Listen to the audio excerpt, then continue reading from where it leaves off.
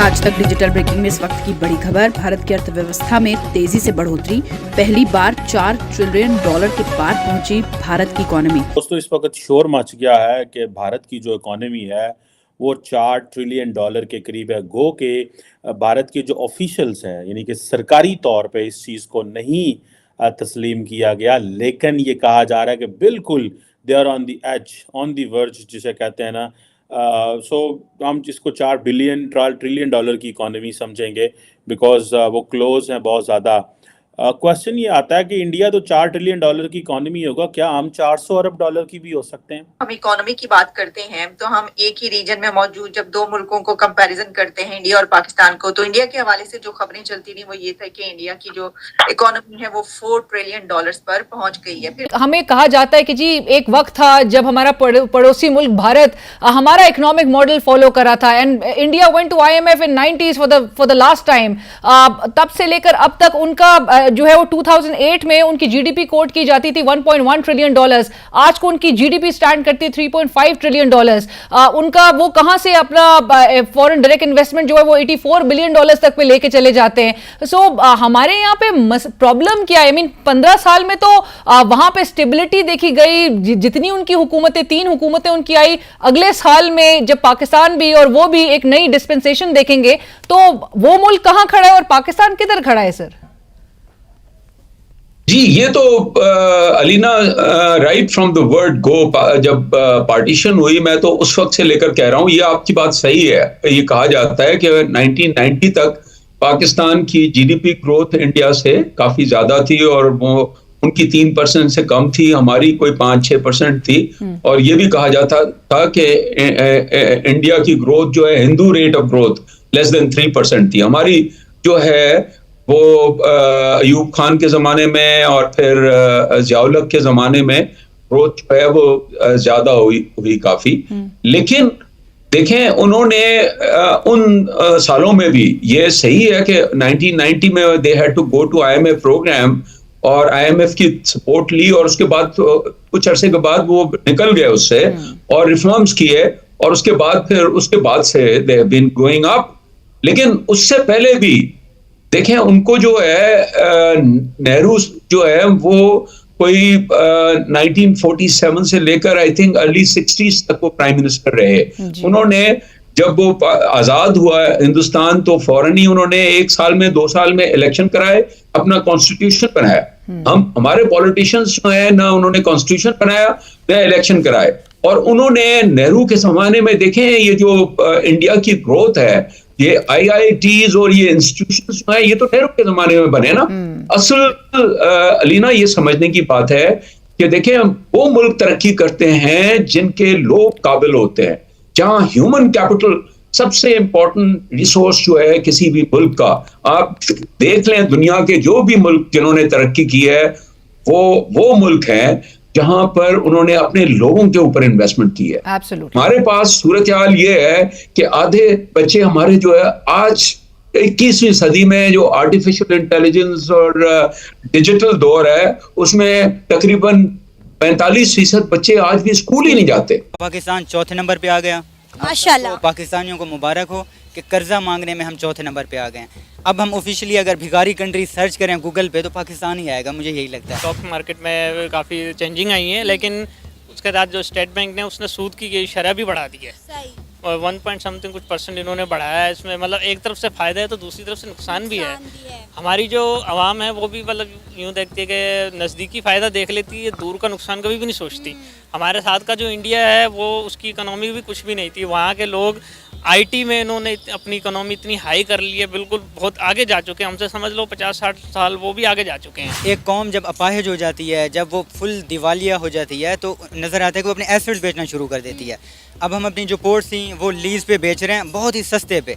Lease पे बेचने की बारी तब आती है जब आप खुद अपना कंट्री आपका जो होता है वो उसे यूटिलाइज अच्छे तरीके से करना नहीं जानता, फिर आप और कंट्रीज़ को देते हो। मगर हमारी सिचुएशन ये है कि हम बहुत ही सस्ते में उनको वो कर रहे हैं। ठीक है, हमारा जो PIA जो है वो उसकी हालत देख लें आप। स्टील मिल हम बेचने पे हैं, पता नहीं बेच दी है मेरे ख्याल में, ठीक है। तो हम कंट्री की ये हालत आ गई है कि अब एसेट बेचना शुरू कर दिया है। आप देखेंगे हमारा एक दिन आएगा कि पाकिस्तान में भी पाकिस्तान का कोई एक ऐसा सूबा जो है वो मुकम्मल तौर पे जो है वो पार्शली हम जो है IMF को गिरवी रखवा दें, या मे भी आने वाले टाइम में एटमी असासों को हम गिरवी रखवा दें। तो ये हमारे लिए एक शर्मनाक बात है, मे भी बहुत ज़्यादा मुश्किल हो हमारे लिए। इंडिया को देख लें, उनकी जो रियासत महाराष्ट्र है उसका जो एनुअल GDP है वो पाकिस्तान के GDP से ज़्यादा है। हमारा कंपैरेटिव एनालिसिस करना शायद बहुत बुरा लगे बहुत सारी जगहों पर, लेकिन हकायक यही हैं।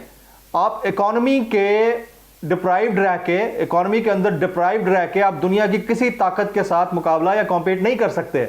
इसको पॉजिटिवली लेने की ज़रूरत है। हमारे यहाँ एग्रीकल्चर का जो हाल है वो हम देख चुके हैं, इवन दो कि आपने उनको एक टैक्स फ्री इकोनॉमी सेक्टर रखा हुआ है। इसी तरह से हमारे यहाँ आप एजुकेशन के हालात देख लें, हमारे यहाँ हेल्थ सेक्टर के हालात देख लें। हमारे यहाँ लेजिस्लेशन सिर्फ अरबाब इख्तियार के लिए होती है, पर्सन स्पेसिफिक लेजिस्लेशन होती है। मुझे बता दें पिछले 5 साल के अंदर, उसमें आप प्रीवियस गवर्नमेंट का दौर भी ले लें और ये वाला दौर भी ले लें, इन दोनों अदवार के अंदर आप मुझे बताएं कि कितनी लेजिस्लेशन एक आम आदमी के लिए हुई जिसका उनको फायदा हुआ। आपने टैक्सेस भी लगाए हैं 215 अरब रुपए के, तो एडिशनल टैक्सेस उन लोगों पर लगा दिए जो ऑलरेडी तनख्वाहों में से अपने टैक्सेस कटवा रहे थे। आप और हम जैसे अपर मिडिल क्लास लोग जो हर महीने सैलरी लेते हैं, टैक्स नेट के अंदर मौजूद हैं, हमें सैलरी के अंदर से टैक्स देना पड़ता है, एवरीबडी। अब उसमें मजीद टैक्सेस लगा दिए गए। अशराफिया को आपने छूट दे दी, पुअर क्लास को आपने मजीद डिप्राइव कर दिया, अंडर प्रिविलेज्ड क्लास बना दिया उनको। और अब आप ये सोचते भी नहीं हैं कि हम एक्सपोर्ट में या अपने जो हमारा एक्सपोर्ट सेक्टर है उसमें कितना काम कर सकते हैं। मगर सर आपकी बात से मुझे फिर जो है वो आपके हमारे सभी के बड़े फेवरेट जावेद मियादाद की बात याद आ गई। उनका एक क्लिप और वायरल हुआ है जिसमें वो कह रहे हैं कि हिंदुस्तान से पाकिस्तान अमीर है, और उसके बाद वो क्या डेफिनेशन बता रहे हैं कि क्योंकि हमारी आबादी कम है उनकी आबादी ज्यादा है और कुछ इस किस्म का करके। तो मैंने कहा यकीनन ये उनको दाऊद इब्राहिम जो जिनको इंडिया वाले ढूंढते रहते हैं सारे मोहल्ले में, उनके समधी है मियादाद साहब के, उन्हीं ने समझाया होगा, क्योंकि वो चीज भी समझ नहीं आई कि पाकिस्तान हर हाल में जो है वो इंडिया से आगे। ये बात हमारे लोगों के दिमाग से नहीं निकलती। नहीं, मैं थोड़ा बहुत उनसे एग्री करूंगा आरज़ू, वो मुझसे वो पूछे वो इस तरीके से कि आप गरीब मुल्क नहीं है, आप करप्ट मुल्क है। अब उसमें उस स्पोर्टिंग आर्गुमेंट में ये कहना चाहूंगा कि आबादी के लिहाज से दुबई में आप लूट के प्रॉपर्टियां लेने में दूसरे नंबर है भारत से, बहुत बड़ा नंबर है, आपकी बहुत अचीवमेंट है। दूसरा, मैंने खुद अपनी आंखों से ये रिसर्च करके पढ़ा था कि स्विस बैंकों में आपका पैसा करप्शन का ज्यादा पड़ा है भारतीय मिजाज लोगों से, तो फिर आप अमीर हुए। तीसरी बात बताना चाहूंगा मैं कि आपके सिर्फ 5000 लोग हैं जिनके पास सारा पैसा, बाकी कौम तो मर रही है, भूखे मर रही है बाकी सारी। बिल्कुल। तो वो 5000 लोगों को देखे तो सही ना किस तरीके वो कितने अमीर हैं। भारत के अंदर तो सिर्फ 2-4 ही लोग हैं ना, अडानी अंबानी है, और यहाँ पे तो ईंट पकड़ो तो नीचे से अडानी अंबानी निकला था, इतनी करप्शन है। मुझे ये बताएं, बाजवा साहब के रिश्तेदार 12 करप्शन करके नहीं बने, पर वो अडानी अंबानी करप्शन करके नहीं बने, उन्होंने कुछ काम भी किया है। ये तो सिर्फ करप्शन है। वो तो फिर देखे ना, उनके जज जर्नल तो भारत में ही रहते हैं ना, रिटायर होने के बाद वो उनका कौन से लंदन चले जाते हैं। क्या भारत सच में $4 ट्रिलियन की इकोनॉमी बन गया है? क्योंकि रविवार को ये सब चीजें ना सोशल मीडिया पर वायरल हो रही थी, जिसके बाद अंदाजा लगाया जा रहा था कि सच में भारत $4 ट्रिलियन की इकोनॉमी बन गया है और अब वो यूनाइटेड किंगडम को छोड़कर दुनिया की तीसरी सबसे बड़ी इकोनॉमिक पावर बन चुका है। इस खबर को सुनकर पाकिस्तान तो ये समझो कि सदमे में ही आ गया, क्योंकि एक तरफ जहाँ पाकिस्तान IMF, सऊदी अरब और चाइना से मिलने वाले लोन के सहारे पर चल रहा है और वो पूरी तरह डिफॉल्ट हो चुका है, यूं कहें कि पूरी तरह बर्बाद और कंगाल हो चुका है। वहीं भारत $4 ट्रिलियन की इकोनॉमी बनने जा रहा है। बताया तो ये भी जा रहा था कि भारत $4 ट्रिलियन की इकोनॉमी बन चुका है और उसने UK की अर्थव्यवस्था को पीछे छोड़ दिया है और अब इस समय भारत दुनिया की तीसरी सबसे बड़ी इकोनॉमिक पावर है। हालांकि सरकार ने आधिकारिक तौर पर यह बयान नहीं दिया है कि भारत सच में $4 ट्रिलियन की इकोनॉमी बन गया है और ना ही सरकार ने इसे पूरी तरह खारिज किया है। अगर इंडियन अर्थशास्त्रियों की बात की जाए तो उन्होंने कहा है कि फिलहाल भारत अभी $4 ट्रिलियन की इकोनॉमी नहीं बना है, लेकिन बहुत जल्दी बन जाएगा। वहीं दूसरी तरफ पाकिस्तान जो हमेशा से आतंकवाद का समर्थन करता है और उस आतंकवाद का इस्तेमाल भारत के खिलाफ करता है और इसी आतंकवाद के चक्कर में पाकिस्तान पूरी तरह बर्बाद हो चुका है, कंगाल हो चुका है। अगर भारत और पाकिस्तान की इकोनॉमी की तुलना की जाए तो पाकिस्तान की हालत तो इतनी बदतर है कि वो बांग्लादेश और नेपाल जैसे देशों से भी कहीं पीछे है, तो भारत से उसकी तुलना करना मतलब बेईमानी है। पाकिस्तान कहीं भी नहीं टिकता है, जीडीपी हो या किसी भी क्षेत्र में, चाहे वो आईटी का क्षेत्र हो, चाहे वो एजुकेशन का क्षेत्र हो, चाहे वो डेवलपमेंट का हो, चाहे साइंस का हो, हर क्षेत्र में पाकिस्तान हिंदुस्तान से सालों पीछे है। और ये बात वहाँ की मीडिया और वहाँ के लोग भी खुले तौर पे एक्सेप्ट करते हैं कि भारत आज की सुपर पावर है। रही बात पाकिस्तान की, जो खुद को एक एटॉमिक पावर बताता है, लेकिन उसके हाथ में तो कटोरा है और वो वही रहेगा, क्योंकि जिस तरीके से उसने आतंकवाद का इस्तेमाल भारत के खिलाफ किया है और भारत से संबंध खराब किए हैं, उसका सबसे बड़ा खामियाजा ना पाकिस्तान को खुद ही अपने आप को भुगतना पड़ रहा है और वो इसी के चलते पूरी तरह बर्बाद हो चुका है।